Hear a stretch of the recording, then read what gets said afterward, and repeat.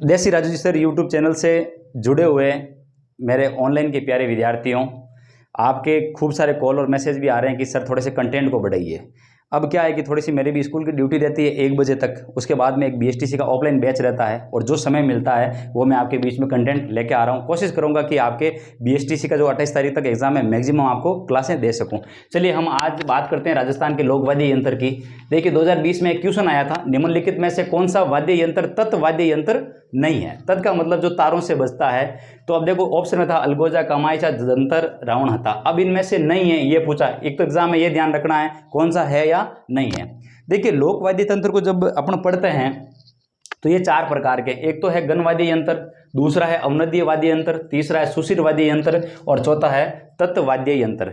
अब मैंने जो आपको आते हैं हल्के हल्के बिल्कुल सिंपल जैसे घुंघरू वगैरह, ये अपने जैसे चंग वगैरह है, आपके ये बांकिया वगैरह है, सुरनई वगैरह है, आप सबको पता है कि किस प्रकार के वाद्य यंत्र है। आपके बीच में मैं वो लेकर आया हूँ जो मेन आप एग्जाम में यहाँ से याद करके जाते हो और वहाँ एग्जाम में जाने के बाद थोड़े से आप कंफ्यूज हो जाते हो कि भाई ये किस प्रकार का वाद्य यंत्र है।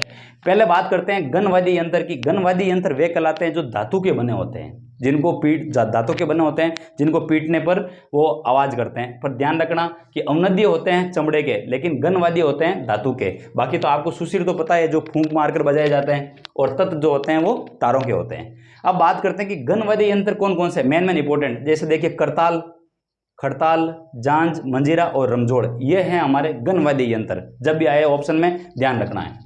अब अवनदीय वाद्य यंत्र की बात करूं मैं, जो चमड़े के बने होते हैं, जिसमें देखो मृदंग या पखावज एक ही है, या मांदल अवनदीय, नौबद, डेरू और ताशा, ये मोहर्रम के अवसर पर बजाया जाता है ताशा। ये थोड़ा सा ध्यान रखना, एग्जाम में भी पूछा गया है।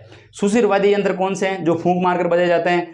अलगोजा, मोरचंग, मशक, शतारा और नड़, ये इंपॉर्टेंट है, लिख भी लेना और याद भी कर लेना। और तत् जो तारों के बने वाद्य यंत्र कौन से हैं? रावण हत्था, कामायचा, भभंग और जंतर। एग्जाम में क्या होता है कि बच्चे स्टूडेंट जब भी एग्जाम में जाते हैं तो यार ये बोल जाते हैं कि अलगोजा तत् है या रावण हत्था सुशिर है, या इस प्रकार से ज़्यादा कंफ्यूज होते हैं। जैसे इसमें भी पूछा गया कि तत् वाद्य यंत्र नहीं है अलगोजा। देखिए अलगोजा किस कैटेगरी में है?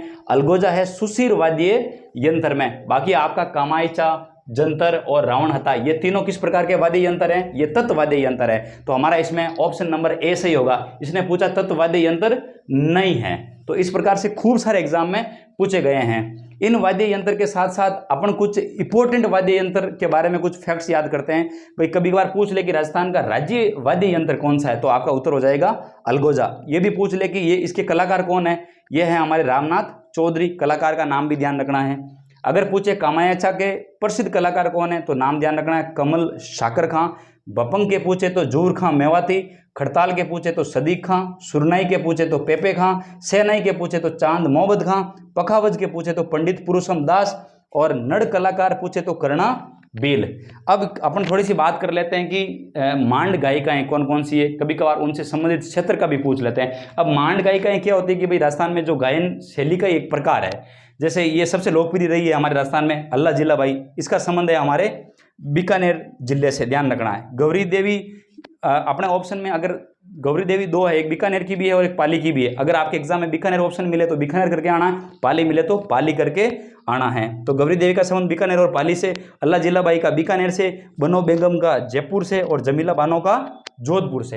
ये तो हमारी मांड गायिकाओं का क्षेत्र भी पूछ सकते हैं, और ये हमारे वाद्य यंत्र कौन सा किस प्रकार का वो भी पूछ सकते हैं, और ये कुछ जो इंपॉर्टेंट फैक्ट्स है उनके बारे में हमें जानना है। अब मैं आपको इस क्लास में होमवर्क के लिए क्वेश्चन दे रहा हूं जो पटवारी 2011 और 12 में पूछा गया। पहला प्रश्न ये है कि राजस्थान में भोपों का मुख्य वाद्य यंत्र कौन सा है, यानी भोपे कौन से वाद्य यंत्र बजाते हैं राजस्थान में। दूसरा प्रश्न पूछा गया था मारवाड़ के जोगियों का मुख्य वाद्य यंत्र कौन सा है। आपके दोनों क्वेश्चन के लिए ये चारों ऑप्शन कॉमन रहने वाले हैं। ए ऑप्शन में क्या उत्तर रावण हत्था होगा, क्या सारंगी होगा, या ये दोनों वाद्य यंत्र बजाते थे, या उपयुक्त में से कोई नहीं। आपका बेस्ट आंसर कौन सा है मुझे इस वीडियो के कमेंट बॉक्स में दीजिए।